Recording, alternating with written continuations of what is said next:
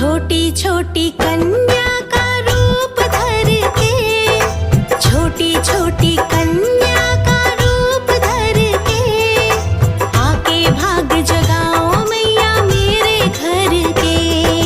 छोटी छोटी कन्या का रूप धर के, आके भाग जगाओ मैया मेरे घर के।